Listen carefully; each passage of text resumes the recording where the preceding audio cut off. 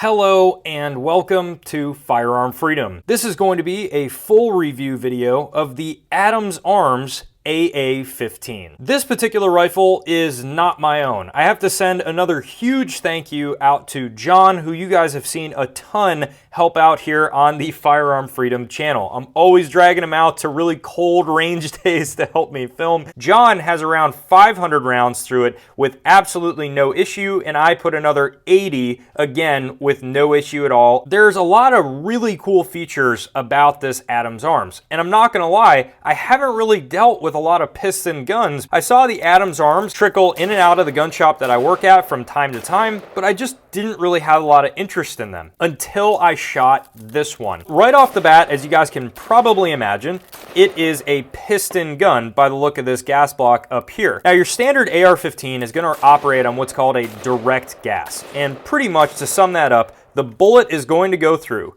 The gas is going to pass up the gas block and down a little tube, and that little tube is going to blow that gas into the bolt carrier group, and that's what's going to allow the gun to cycle. Well, in a Piston gun, it works a little bit differently. The bullet is going to go down the barrel, obviously the exact same way, and the gases are going to be coming behind it.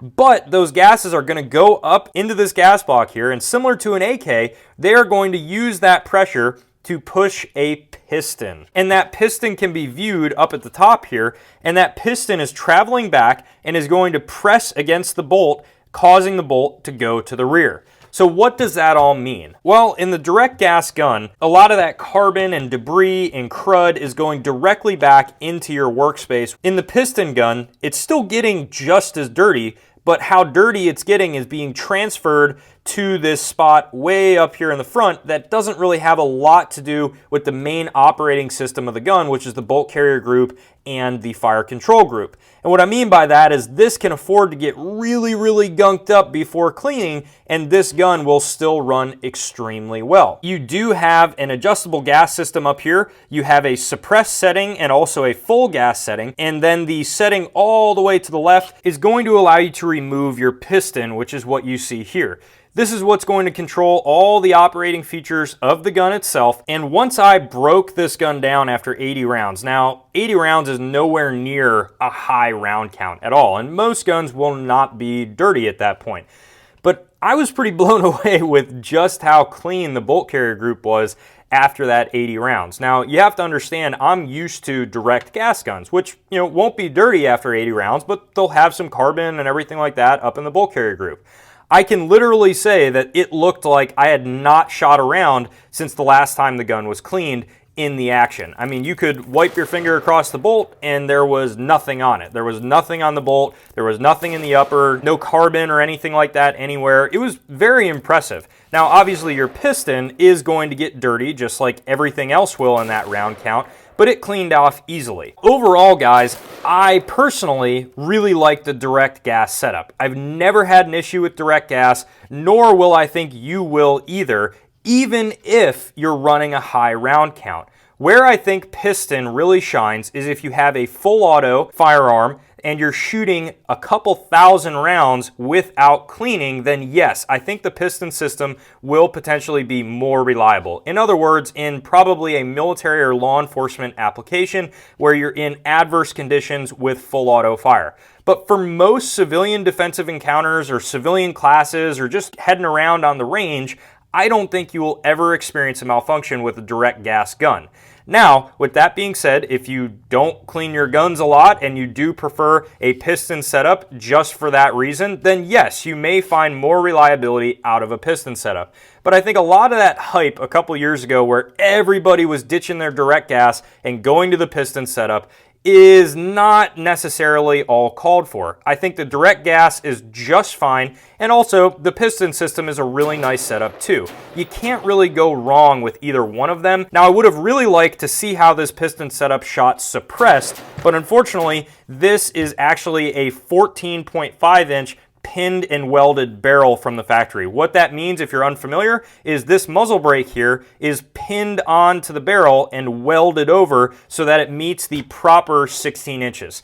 I'm also not a fan of a pinned and welded barrel. I don't necessarily see the point at all of a inch shorter barrel, and I now cannot really easily switch out that muzzle brake, and I also can't put my suppressor on there. So I personally don't get any use from a pinned and welded barrel. It can be taken off, yes, but it does take a little bit of gunsmithing, but the overall rifle setup is pretty freaking phenomenal. John has outfitted this with some Magpul furniture from the factory. This particular model just comes with the standard polymer forend, the A2 style pistol grip, and also just a standard buttstock on the end. Nothing special there. The MSRP on this guy is around $900, and you can find it for a lot cheaper in stores. I have seen some Adams Arms piston guns, even their pistols, coming in at around $689. What turned me off with piston guns was just how pricey they were overall. I didn't see the justifiable increase in cost for me. I just didn't really see a need to spend that much more money just to go with a piston. Adams Arms has kind of solved that for you. You can now get a piston gun for about the same price as a really good DI gun, which is great. Also, the added weight of the gun, which is another thing that a lot of people don't like about piston setups, is not really as pronounced in this particular rifle. John also has on here a really nice Vortex Spark AR red dot. That shot great at the range, and also some Magpul M-Buzz Pro sights, which you would want to run on this particular gun.